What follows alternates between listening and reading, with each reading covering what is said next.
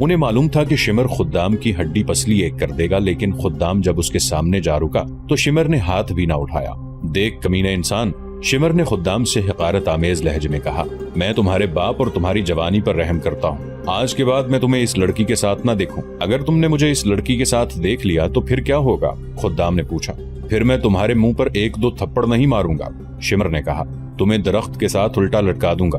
جاؤ، میری نظروں سے دور ہو جاؤ۔ شمر گھوڑے پر سوار ہوا اور چلا گیا۔ خدام وہیں کھڑا اسے دیکھتا رہا۔ خدام، اسے کسی اور نے بلایا اور کہا، ادھر آ جاؤ۔ پھر اسے 3-4 آدمیوں کی آوازیں سنائی تھی۔ آ جاؤ خدام، آ جاؤ۔ وہ پیچھے مڑا اور لوگوں کے پاس جا رکا۔ سب اس سے پوچھنے لگے کہ شمر نے کیا کہا تھا۔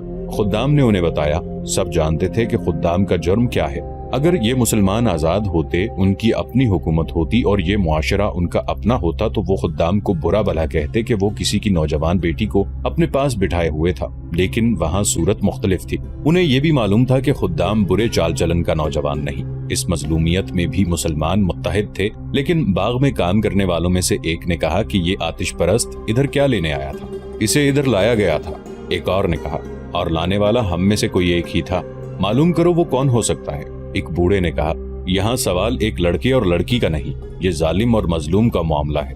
یہ ہماری آزادی اور خودداری کا معاملہ ہے۔ اگر اس شخص نے اس ذرا سی بات پر مخبری کی ہے تو کل وہ بہت بڑی غداری کر سکتا ہے۔ سب پر خاموشی طاری ہو گئی۔ ایک ادھیڑ عمر عورت نے جو ان آدمیوں کے پیچھے کھڑی تھی بول پڑی، میں بتاتی ہوں وہ کون ہے۔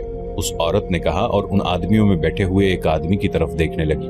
عورت نے ہاتھ لمبا کر کے انگلی سے اس کی طرف اشارہ کیا اور پوچھا، ابو نصر، تم وہاں اس ٹیکری کے پیچھے کھڑے کیا کر رہے تھے؟ ابو نصر کے ہونٹ ہلے لیکن وہ کچھ کہہ نہ سکا۔ اسی سے سب سمجھ گئے کہ یہ شخص آتش پرستوں کا مخبر ہے۔ اس نے آخر اس الزام کو تسلیم نہ کیا۔ میں تمہیں دیکھ رہی تھی، اس عورت نے کہا۔ تم ٹیکری کے پیچھے غائب ہو گئے اور وہاں سے شمر نکلا۔ دیکھ ابو نصر، ایک بوڑھے نے کہا، ہمیں کوئی ڈر نہیں کہ اب تم شمر کو یہ جا کر بتا دو گے کہ ہم نے تمہیں مخبر اور غدار کہا ہے۔ یہ سوچ لو کہ آتش پرست تمہیں گلے نہیں لگائیں گے۔ وہ کہتے ہوں گے کہ تم ان کے غلام ہو اور اپنی قوم کے خلاف مخبری اور غداری تمہارا فرض ہے۔ ابو نصر نے سر جھکا لیا۔ اس پر تانوں اور گالیوں کے تیر برسنے لگے۔ جس کے منہ میں جو آیا اس نے کہا۔ آخر ابو نصر نے سر اٹھایا۔ اس کا چہرہ آنسوؤں سے دھلا ہوا تھا اور آنسو بہے چلے جا رہے تھے۔ ندامت کے یہ آنسو دیکھ کر سب خاموش ہو گئے۔ تمہیں آخر کتنا انعام ملتا ہوگا؟ ان کے ایک بزرگ نے پوچھا۔ کچھ بھی نہیں، ابو نصر نے سسکی لینے کے انداز میں کہا۔ میں نے یہ پہلی مخبری کی ہے۔ اگر تم لوگ مجھے موت کی سزا دینا چاہو تو مجھے قبول ہے۔ ہم پوچھتے ہیں کیوں؟ ایک نے کہا۔ آخر تم نے یہ حرکت کیوں کی؟ میری مجبوری، ابو نصر نے جواب دیا۔ پرسوں کی بات ہے، اس کماندار نے مجھے راستے میں روک کر کہا تھا کہ میں زہرا کے گھر پر نظر رکھوں۔ اس کا مطلب یہ تھا کہ میں یہ نظر رکھوں کہ زہرا گھر سے بھاگ نہ جائے اور اسے کسی جوان آدمی کے ساتھ الگ تھلگ کھڑے دیکھوں تو اسے اطلاع کر دوں۔ میں نے اسے کہا کہ میں اس لڑکی پر نظر رکھوں گا، لیکن میری 2 بیٹیوں پر کون نظر رکھے گا؟ میں نے کہا کہ شاہی فوج کے کماندار اور سپاہی ہماری بیٹیوں کو بری نظر سے دیکھتے رہتے ہیں۔ شمر میری بات سمجھ گیا۔ اس نے کہا کہ تمہاری بیٹیوں کو کوئی شاہی فوجی آنکھ اٹھا کر بھی نہیں دیکھے گا۔ اس نے میرے ساتھ پکا وعدہ کیا کہ وہ میری بیٹیوں کی عزت کی حفاظت کا پکا انتظام کرے گا۔ یہ میرے لیے بہت بڑا انعام تھا۔ خدا کی قسم، بوڑھے نے کہا، تم اس قابل نہیں ہو کہ تمہیں مسلمان کہا جائے۔ تم نے اپنی بیٹیوں کی عزت بچانے کے لیے اپنے بھائی کی بیٹی کی عزت کا خیال نہ کیا۔ تجھ پر خدا کی لعنت ہو ابو نصر، ایک اور بولا۔ تو جانتا ہے کہ ان آتش پرستوں کے وعدے کتنے جھوٹے ہوتے ہیں؟ ان میں تمہیں کوئی ایک بھی نہیں ملے گا جو کسی مسلمان سے وفا کرے۔ اپنی بیٹیوں کی عزت کی حفاظت کے لیے ہم موجود ہیں، ایک اور نے کہا۔ تمہاری بیٹیاں ہماری بیٹیاں ہیں، میں اسے معاف کرتا ہوں، زہرا کے باپ سعود نے کہا۔ اور میں بھی اسے معاف کرتا ہوں، خدام بولا۔ خدا کی قسم میں شمر سے انتقام لوں گا۔ جوش میں مت آ لڑکے، بزرگ عرب نے کہا۔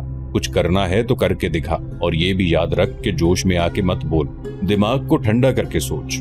دوسری صبح جب یہ مسلمان کھیتوں اور باغوں میں کام کرنے کے لیے گئے تو ان میں خدام نہیں تھا۔ ہر کسی نے خدام کے باپ سے پوچھا کہ وہ کہاں ہے۔ باپ پریشان تھا۔ اسے صبح پتا چلا کہ خدام غائب ہے۔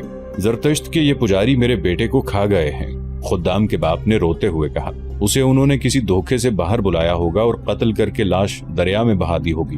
سب کا یہی خیال تھا، صرف زہرا تھی جسے امید تھی کہ خدام خود کہیں چلا گیا ہوگا۔ اس نے زہرا کو بتایا تھا کہ وہ کچھ دنوں کے لیے کہیں غائب ہو جائے گا۔ زہرا نے یہ بات کسی کو نہ بتائی، بلکہ اس نے بھی یہی کہا کہ خدام کو ایرانیوں نے غائب کر دیا ہے۔ زہرا نے اپنی سہیلیوں سے کہا کہ وہ 2-3 روز ہی خدام کا انتظار کرے گی۔ وہ نہ آیا تو دریا میں ڈوب مرے گی۔ 3-4 روز بعد رات کو شمر فوج کی ایک چوکی میں بیٹھا 2 نوعمر لڑکیوں کا رقص دیکھ رہا تھا۔ ایران کے شاہی درباروں میں ایسے لڑکوں کا رقص مقبول تھا جن کے جسم لڑکیوں کی طرح دلکش، گداز اور لچکدار ہوتے تھے۔ انہیں ایسا لباس پہنایا جاتا جس میں وہ نیم اوریاں رہتے تھے۔ شمر شاہی خاندان کا فرد تھا۔ اس رات یہ 2 لڑکے اس نے اپنے سپاہیوں کے لیے بلائے تھے۔ شراب کا دور چل رہا تھا۔ سپاہی چیخ چیخ کر داد دے رہے تھے۔ شراب میں بدمست ہو کر 2-3 سپاہیوں نے بھی لڑکوں کے ساتھ ہی ناچنا شروع کر دیا۔ شمر کے حکم پر ان سپاہیوں کو دوسرے سپاہی اٹھا کر چوکی سے باہر پھینک آئے۔ یہ چوکی چھوٹا سا ایک قلعہ تھا، لیکن اس کے دروازے رات کو بھی کھلے رہتے تھے۔ ایرانیوں کو کسی دشمن کے حملے کا خطرہ نہیں تھا۔ وہ اپنے آپ کو ناقابل تسخیر سمجھتے تھے۔ رقص جب اپنے عروج کو پہنچا اور شراب کا نشہ شمر اور اس کے سپاہیوں کے دماغ کو معاف کرنے لگا تو سنسناتا ہوا ایک تیر آیا جو شمر کی گردن میں ایک طرف سے لگا اور اس کی نوک دوسری طرف سے باہر نکل گئی۔ شمر دونوں ہاتھ اپنی گردن پر رکھ کر اٹھا۔ سپاہیوں میں ہڑبانگ مچ گئی۔ وہ سب شمر کے گرد اکٹھے ہو گئے۔ 3-4 اور تیر آئے۔ 3-4 چیخیں سنائی دیں۔ پھر ان ایرانیوں پر جیسے قیامت ٹوٹ پڑی۔ انہیں سنبھلنے کا موقع ہی نہ ملا اور وہ کٹنے لگے۔ ان میں سے جو بھاگ کر دروازوں کی طرف گئے وہ دروازوں میں کٹ گئے۔ چوکی والوں کو کہیں سے بھی مدد نہیں مل سکتی تھی۔ کسی بھی دروازے سے کوئی باہر نہیں نکل سکتا تھا۔ انہیں ہتھیار اٹھانے کی تو مہلت ہی نہیں ملی تھی۔ اس حملے میں جو بچ گئے وہ زمین پر لیٹ گئے۔ یہ ایک طوفان تھا یا بگولا جو غیر متوقع طور پر آیا اور جب گزر گیا تو اپنے ساتھ وہ تمام مال و دولت جو اس چوکی میں تھا لے گیا۔ پیچھے لاشیں رہ گئیں یا تڑپتے ہوئے زخمی، یا وہ اچھے بھلے ایرانی سپاہی جو جان بچانے کے لیے لاشوں اور زخمیوں میں لیٹ گئے تھے۔ صبح ہوئی۔ مسلمان کھیتوں اور باغوں میں کام کرنے کے لیے گھروں سے نکل رہے تھے کہ گھڑ سوار ایرانی فوج نے ان کی بستی کو گھیرے میں لے لیا۔ دوسری چوکی کو اس وقت اس چوکی پر حملے کی اطلاع ملی تھی جب حملہ آور اپنا کام کر کے بہت دور نکل گئے تھے۔ مسلمانوں کو کام پر جانے سے روک لیا گیا۔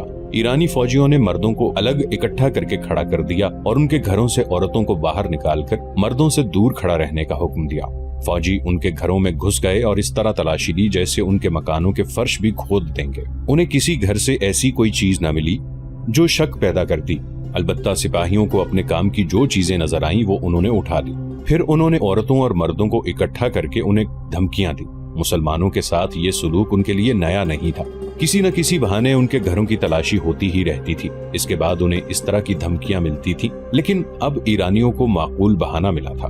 رات ابلا کی ایک مضافاتی چوکی پر بہت سے آدمیوں نے شب خون مارا ہے۔ ایک ایرانی کماندار نے مسلمانوں سے کہا، ہمارا ایک کماندار اور 60 سپاہی مارے گئے اور بہت سے زخمی ہوئے ہیں۔ اگر تم میں کوئی مرد یا عورت اس گروہ کے کسی ایک آدمی کو بھی پکڑوا دے اسے انعام ملے گا۔ نقد انعام کے علاوہ اسے اس فصل کا آدھا حصہ ملے گا۔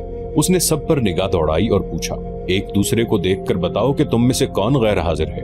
سب نے ادھر ادھر دیکھا لیکن وہ یہ نہیں دیکھ رہے تھے کہ کون غیر حاضر ہے۔ ان کی نگاہیں خدام کو ڈھونڈ رہی تھیں۔ وہ 3-4 دنوں سے بستی سے غائب تھا۔ سب نے دیکھا کہ خدام وہاں موجود تھا۔ سب نے سکون کی سانس لی۔ پھر بہت سی آوازیں اٹھیں کہ کوئی بھی غیر حاضر نہیں۔ ایرانی فوجیوں کے جانے کے بعد جنہیں معلوم تھا کہ خدام 3-4 روز غائب رہا ہے، وہ باری باری اس سے پوچھنے لگے کہ وہ کہاں چلا گیا تھا۔ میں شمر کے ڈر سے بھاگ گیا تھا۔ خدام نے ہر کسی کو یہی جواب دیا۔ اس کے باپ نے سب کو بتایا تھا کہ خدام گزشتہ رات کے پچھلے پہر آیا ہے۔ اس روز باغ میں کام کرتے ہوئے زہرا اور خدام کام سے کھسک گئے اور اس جگہ جا بیٹھے جہاں انہیں کوئی دیکھ نہیں سکتا تھا۔ زہرا خوشی سے پاگل ہوئی جا رہی تھی اور وہ رہ رہ کر خدام کی بلائیں لیتی تھی۔ یہ کیسے ہوا خدام؟ اس نے خوشی سے لڑکھڑاتی ہوئی زبان سے پوچھا۔ یہ ہوا کیسے؟ اسے اللہ کی مدد کہتے ہیں زہرا، خدام نے کہا۔ اب یہ نہ کہنا کہ خدا مدد نہیں کرتا خدام۔ زہرا سنجیدہ ہو گئی جیسے اس کے ہونٹوں پر کبھی مسکراہٹ آئی ہی نہ ہو۔ خدام کے چہرے پر نظریں گاڑ کر قدرے پریشان سے لہجے میں بولی، سچ کہو خدام، شمر کے قاتل تم ہی تو نہیں؟ کہتے ہیں رات صحرائی ڈاکوؤں کے بہت بڑے گروہ نے شمر کی چوکی پر اس وقت شب خون مارا جب وہ شراب اور رقص میں بدمست تھے۔ ایسا تو نہیں کہ تم ان ڈاکوؤں سے جا؟ خدام کے اچانک قہقہے نے بنت سعود کی بات پوری نہ ہونے دی۔ وہ ہنستا ہی رہا جیسے اس سے بڑا مذاق اس نے کبھی سنا ہی نہ ہو۔ خدام نے قہقہے میں ایک راز چھپا لیا تھا۔ زہرا کو یہ خطرہ نظر آیا تھا کہ خدام غیر معمولی طور پر دلیر، غیرت مند اور جسمانی لحاظ سے طاقتور اور پھرتیلا ہے۔ کہیں ایسا تو نہیں ہوا کہ وہ شمر کو قتل کرانے کے لیے ڈاکوؤں کے گروہ سے جا ملا ہو؟ اس زمانے میں صحرائی ڈاکوؤں کے گروہ فوجی دستوں کی طرح اپنی کارروائیاں کرتے تھے۔ وہ مسافروں کے قافلوں کو لوٹتے اور اگر فوج کے مقابلے میں آ جاتے تو جم کر مقابلہ کرتے اور لڑتے لڑتے یوں غائب ہو جاتے جیسے انہیں صحرا کی ریت اور ریتیلے ٹیلوں نے نگل گیا ہو۔ زہرا نے کئی بار دیکھا تھا کہ 2-3 اجنبی مسافر آئے اور یہ بتا کر کہ وہ بہت دور جا رہے ہیں کسی مسلمان کے گھر ٹھہرے اور صبح ہوتے ہی چلے گئے۔ وہ جب بھی آتے تھے خدام اور اس جیسے 3-4 نوجوان زیادہ وقت ان کے ساتھ گزارتے اور ان کے جانے کے بعد یہ نوجوان پراسرار سی سرگرمیوں میں مصروف ہو جاتے تھے۔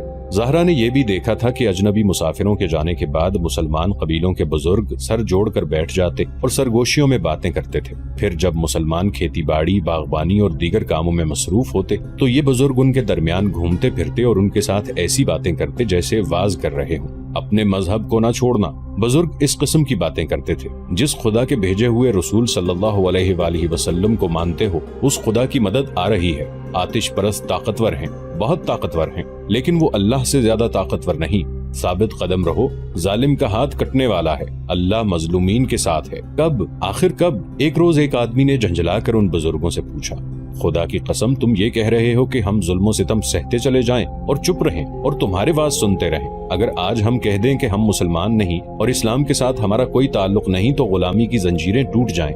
خدا کی مدد آ رہی ہے، کب آ رہی ہے؟ اسے بتاؤ۔ ایک بزرگ نے اس آدمی کے ساتھ کام کرنے والے ایک آدمی سے کہا، اسے اچھی طرح سمجھاؤ، اسے بتاؤ کہ اس علاقے میں یہ صدیوں پرانے کھنڈر ہیں، خدا کا ہاتھ ان میں سے اٹھے گا اور ظالم کا ہاتھ کٹ جائے گا۔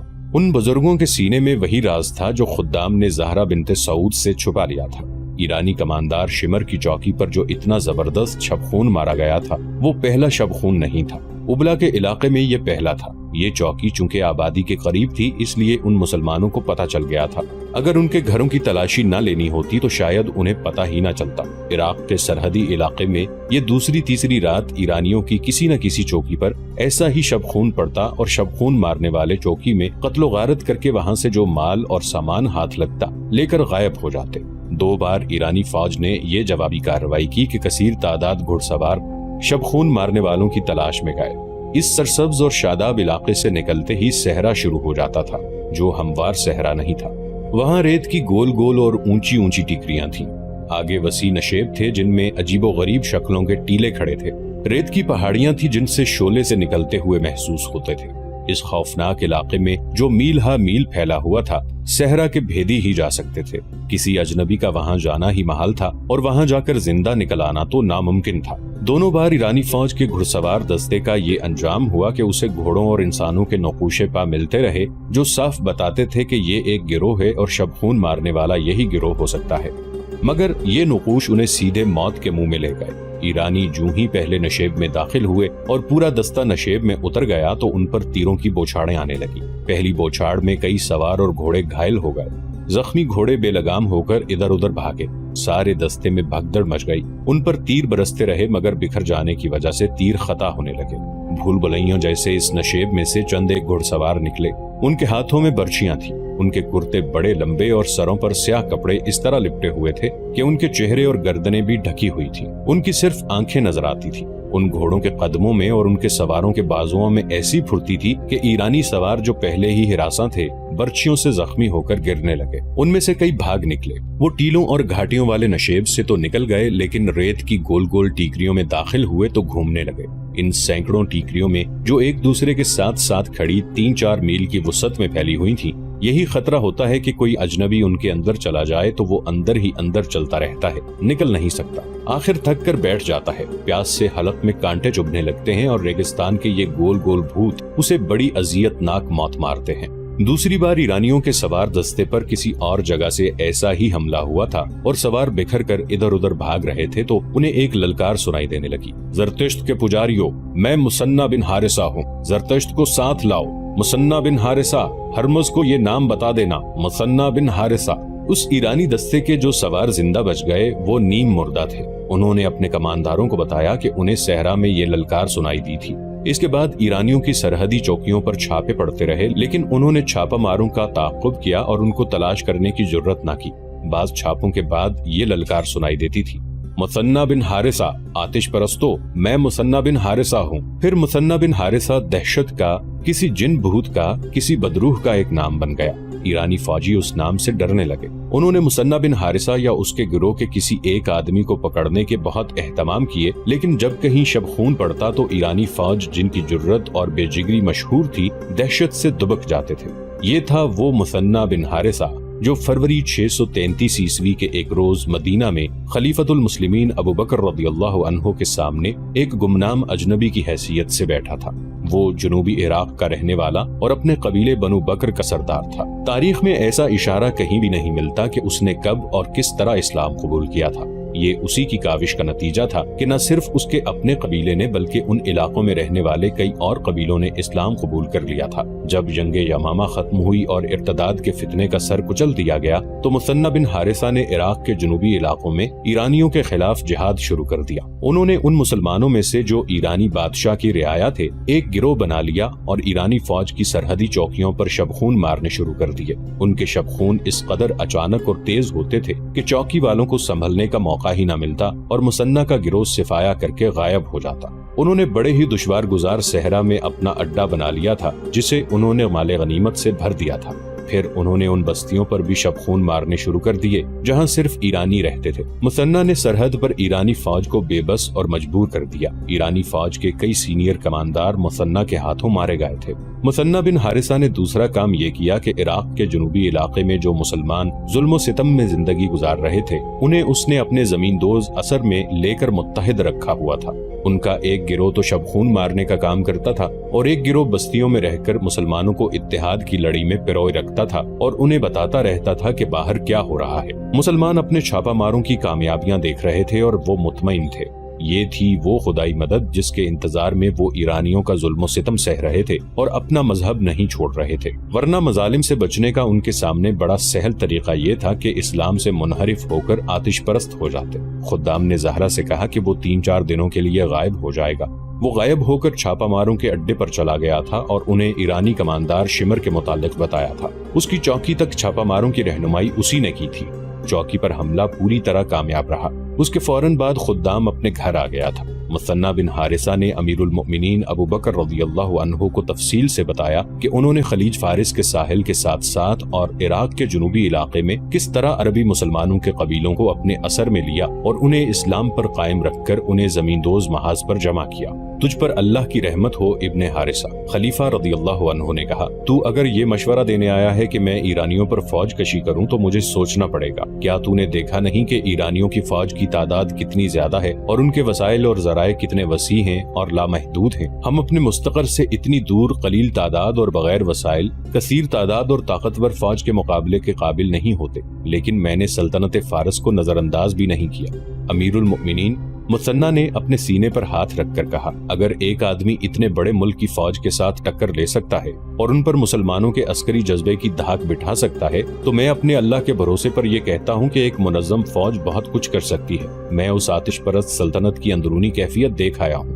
शाही खानदान तख्तो ताज की खातिर आपस में दस्तो गरेबान हो रहा है। आप जानते हैं कि शहनशाह हरकल फारसियों को नैनवा और दस्तजरद में बहुत बुरी शिकस्त दे चुका है। उसकी फौजें आतिश परस्त फारसियों के दारुल हुकूमत मदाइन के दरवाजों तक पहुंच गई थी। उसके बाद फारसी संभल नहीं सके। अगर उनमें ऐश परस्ती को देखा जाए तो वो संभले हुए लगते हैं, लेकिन अब उनमें बादशाही के ताज पर रस्साकशी हो रही है। यमन उनके हाथ से निकल गया है और वहाँ के हाकिम बाजान ने इस्लाम कबूल कर लिया है। उनकी रियाया उनकी जंजीरें तोड़ना चाहती है। उनकी महकूमी में उनके जनूबी इलाकों के मुसलमान मेरे इशारे और मदीना की फौज के मुंतजर हैं। तुझ पर रहमत ही रहमत हो मुसन्ना। अमीरुल मोमिनीन रज़ियल्लाहु अन्हु ने कहा, लारैब तेरी बातें मेरे दिल में उतर रही हैं। मेरा अगला कदम वहीं पड़ेगा जहां तू कहता है। क्या ये बेहतर नहीं होगा कि मैं सालारों की मजलिस से बात कर लूं? या अमीरुल मोमिनीन, मुसन्ना ने कहा, फैसला वही बेहतर होता है जो सलाह मशवरे के बाद किया जाता है। लेकिन मैं अमीरुल मोमिनीन से इजाजत चाहूंगा कि जो कहना चाहता हूं वो कह लूं और आप मेरी बातें सालारों के सामने जरूर रखें। दजला और फुरात जहां मिलते हैं वहां के बड़े वसी इलाके में अरबी कबीले आबाद हैं जो सब के सब मुसलमान हैं। चूंकि वो मुसलमान हैं इसलिए वो आग के पुजारियों और बादशाहों के जोरो सितम का निशाना बने होते हैं। मस्जिदों पर भी उनका हक तस्लीम नहीं किया जाता। फारसियों के हाथों उनकी जान महफूज नहीं, उनकी इज्जत महफूज नहीं। वो मुसलमान फसल उगाते हैं जो पक जाती है तो आतिश परस्त जमींदार और फौजी उठा कर ले जाते हैं। वहाँ मुसलमान मज़ारे हैं और उन्हें धुतकारी हुई मखलूक समझा जाता है। वो मुसलसल खौफ व हिरास में रहते हैं। उनके खिलाफ इल्जाम सिर्फ ये है कि वो मुसलमान हैं और कुफ्र के तूफानों में भी वो इस्लाम की शम्मा रोशन किए हुए हैं। वो मदीना को रोशनी का मीनार समझते हैं। امیر المؤمنین، اگر آپ بیٹھے یہ سوچتے رہیں کہ دشمن بہت طاقتور ہے تو وہ روز بروز طاقتور ہوتا جائے گا اور مسلمان مایوس ہو کر اپنی بھلائی کا کوئی ایسا طریقہ سوچ لیں گے جو اسلام کے منافی ہوگا۔ میرے چھاپا ماروں نے جو کامیابیاں حاصل کی ہیں اور آپ کی فوج کے لیے جو زمین ہموار کی ہے وہ دشمن کے حق میں چلی جائے گی۔ کیا رسول اللہ صلی اللہ علیہ وآلہ وسلم مظلوم مسلمانوں کی مدد کو نہیں پہنچا کرتے تھے؟